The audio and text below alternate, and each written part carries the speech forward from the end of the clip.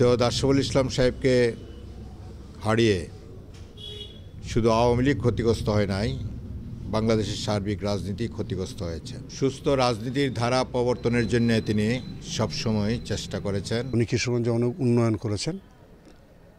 তো